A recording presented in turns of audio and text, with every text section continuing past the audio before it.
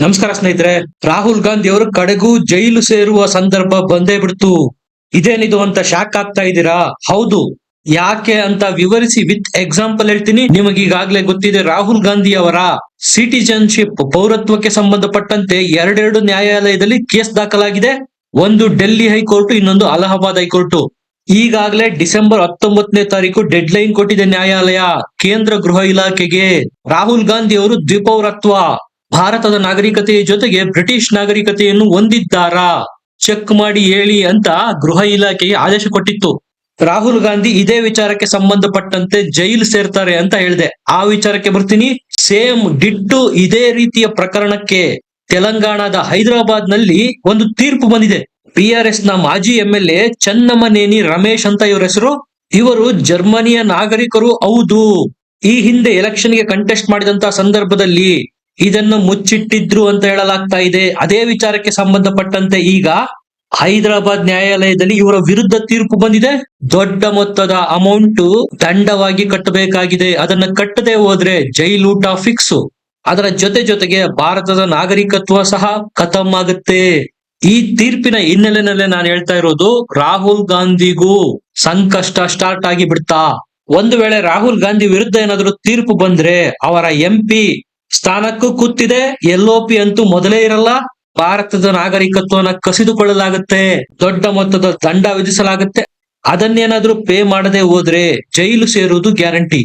ನಾನು ಹೇಳಿದೆ, BRS ಪಾರ್ಟಿಯ ರಮೇಶ್ ಅನ್ನುವ ಮಾಜಿ MLA ಇವರ ದ್ವಿಪೌರತ್ವದ ವಿವಾದ ಹೊರಕ್ ಬಂದಿದ್ದು ಹೆಂಗಪ್ಪ ಅಂದ್ರೆ, ಈ ಹಿಂದೆ ಅವರು ಎಲೆಕ್ಷನ್ಗೆ ಕಂಟೆಸ್ಟ್ ಮಾಡಿದ್ರು. ಆಗ ಸಲ್ಲಿಸಿದ್ದಂತಹ ಅರ್ಜಿನಲ್ಲಿ ಅವರು ಜರ್ಮನಿಯ ಪೌರತ್ವ ಪಡೆದಿದ್ದಾರೆ ಅನ್ನೋದನ್ನ ಮುಚ್ಚಿಡಲಾಗಿತ್ತು. ಈ ರೀತಿ ಸುಳ್ಳು ಮಾಹಿತಿ ಕೊಡೋದ್ರ ಮೂಲಕ ಎಲೆಕ್ಷನ್ಗೆ ಕಂಟೆಸ್ಟ್ ಮಾಡಿ ಗೆದ್ದು MLA ಆಗೋದು ಹೆಚ್ಚು ಕಡಿಮೆ 420 ಕೆಲಸ ಮಾಡಿದಂತೆ. ಇದು ದೇಶಕ್ಕೆ ಮಾಡೋ ದ್ರೋಹ ಅಲ್ಲದೆ ಮತ್ತೇನು? ಹೈದರಾಬಾದ್ ಹೈಕೋರ್ಟ್ ನಲ್ಲಿ ಬಂದಂತಹ ಈ ತೀರ್ಪು ರಾಹುಲ್ ಗಾಂಧಿ ಅವರ ಪೌರತ್ವ ವಿಚಾರದಲ್ಲೂ ಸಹ ಏನಾಗಬಹುದು ಅನ್ನುವುದರ ಬಗ್ಗೆ ಮುನ್ಸೂಚನೆ ಅಂತೂ ಕೊಟ್ಟಿದೆ. ನೋಡಿ, ರಾಹುಲ್ ಗಾಂಧಿ ಅವ್ರು ಏನ್ ಮಾಡ್ತಾರೆ, ಕೆಂಪು ಪುಸ್ತಕ ಇಟ್ಕೊಂಡು ಮಾತೆತ್ತಿದ್ರೆ ಸಂವಿಧಾನ ಅಂತ ಬ್ಯಾಟಿಂಗ್ ಮಾಡ್ತಾ ಇರ್ತಾರೆ. ಆಡಳಿತ ಪಕ್ಷದ ವಿರುದ್ಧ ಹರಿಹಾಯ್ತಾ ಇರ್ತಾರೆ. ಆದ್ರೆ ಅದೇ ಸಂವಿಧಾನದಲ್ಲಿ ದ್ವಿಪೌರತ್ವ ಹೊಂದಿರುವಂತಿಲ್ಲ ಅಂತ ಬರೆದಿದೆ. ನೀವೇ ಯೋಚನೆ ಮಾಡಿ, ಎಂತಹ ಅವಕಾಶವಾದಿ ರಾಜಕಾರಣಿ ಇರಬೇಕು ರಾಹುಲ್ ಗಾಂಧಿ.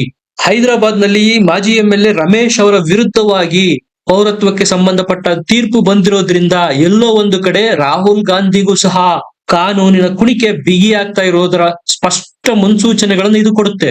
ನಿಮ್ಗೆ ಈಗಾಗಲೇ ಗೊತ್ತು, ಸುಬ್ರಹ್ಮಣ್ಯಂ ಸ್ವಾಮಿ ಅವರಂತೂ ಇವರು BJP ಅವರು ಆಲ್ರೆಡಿ ಕೈ ತೊಳ್ಕೊಂಡು ರಾಹುಲ್ ಗಾಂಧಿ ಅವರ ಬೆನ್ನು ಬಿದ್ದಿದ್ದಾರೆ. ಅವರು 2008ರಿಂದನೂ ಈ ವಿಚಾರ ಪ್ರಸ್ತಾಪ ಮಾಡ್ತಾನೆ ಇದ್ದಾರೆ. ರಾಹುಲ್ ಗಾಂಧಿ ಅವರು ಬೇರೆ ದೇಶದ ನಾಗರಿಕತ್ವವನ್ನು ಸಹ ಹೊಂದಿದ್ದಾರೆ. ಅವರು ಬ್ರಿಟಿಷ್ ಪ್ರಜೆ ಸಹ ಹೌದು. ಅವರು ಬ್ರಿಟಿಷ್ ಪ್ರಜೆಯೂ ಸಹ ಹೌದು. ಅವರ ಬಳಿ ಬ್ರಿಟಿಷ್ ಪಾಸ್ಪೋರ್ಟ್ ಇದೆ.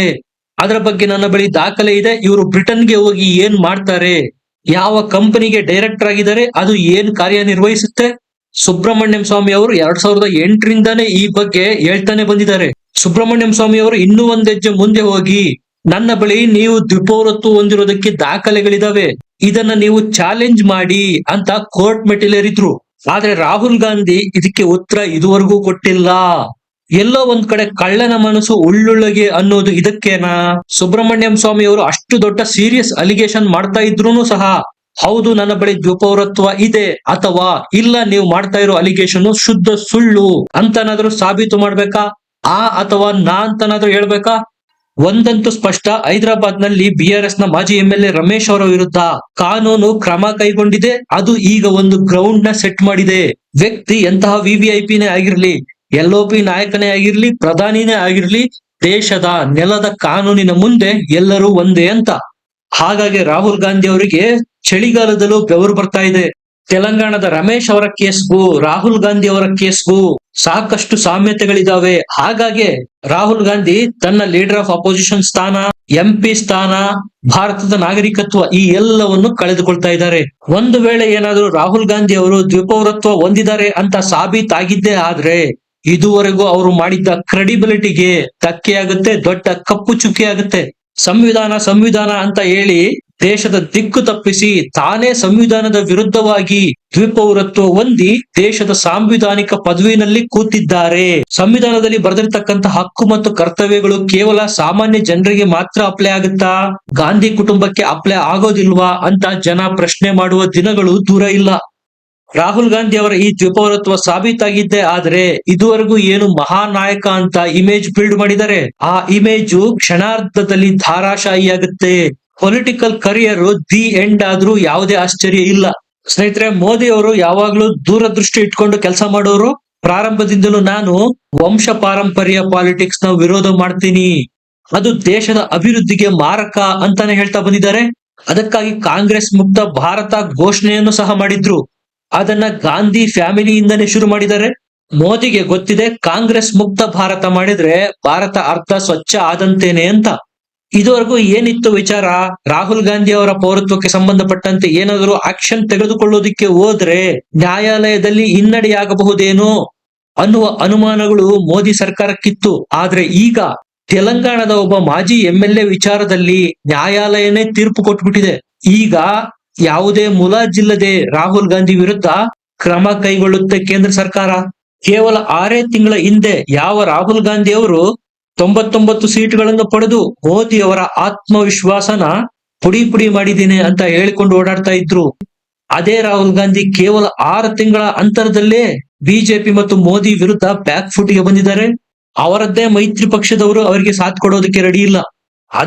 ಅದಾನಿ ಅಂತ ಬಾಯ್ ಬಡ್ಕೋತಾ ಇದ್ರು ಸದನದ ಒಳಗೆ ಮತ್ತು ಹೊರಗೆ.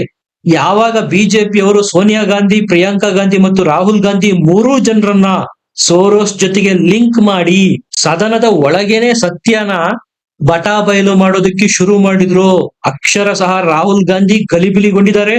ಏನ್ ಮಾಡ್ಬೇಕು ಅಂತ ತೋಚದೆ ಕಂಗಾಲಾಗಿ ಹೋಗಿದ್ದಾರೆ. ಹಾಗಾಗಿ ಕಟ್ಟ ಕಡೆಯ ಆಯ್ಕೆ ಅನ್ನುವಂತೆ ಸ್ಪೀಕರ್ ಹತ್ರ ಹೋಗಿ ಅಂಗಲಾಚಿ ಬೇಡಿಕೊಳ್ಳುವಂತಹ ಪರಿಸ್ಥಿತಿ ಬಂದಿದೆ.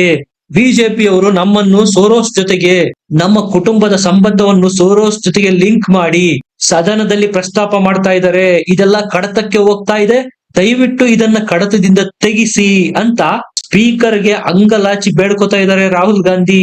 ಕೇವಲ 6 ತಿಂಗಳ ಹಿಂದೆ ಸ್ವಲ್ಪ ಮುನ್ನಡೆ ಸಿಕ್ಕಿದ್ದಕ್ಕೆ ಹಾರಾಡಿದ್ದ ರಾಹುಲ್ ಗಾಂಧಿಗೆ ಈಗ ಎಂತ ದುಸ್ಥಿತಿ ಬಂದಿದೆ ನೋಡಿ.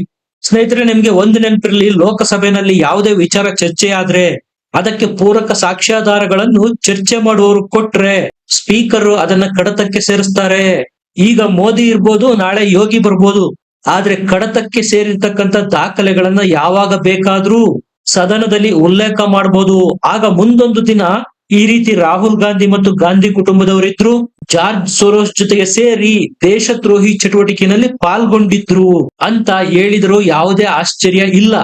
ಇದು ನಿಜವಾದ ಟೆನ್ಷನ್ ಶುರುವಾಗಿರೋದು ಗಾಂಧಿ ಕುಟುಂಬಕ್ಕೆ. ಅದಕ್ಕೆ ಹೇಳೋದು ಮಾಡಿದ್ದುಂಡೋ ಮಹಾರಾಯ ಅಂತ. ಇದರ ಬಗ್ಗೆ ನಿಮ್ಗೆ ಏನನ್ಸುತ್ತೆ ಕಮೆಂಟ್ ಮಾಡಿ, ಲೈಕ್ ಮಾಡಿ, ಚಾನಲ್ ನ ಸಬ್ಸ್ಕ್ರೈಬ್ ಮಾಡಿ. ಮತ್ತೆ ಸಿಗೋಣ, ನಮಸ್ಕಾರ.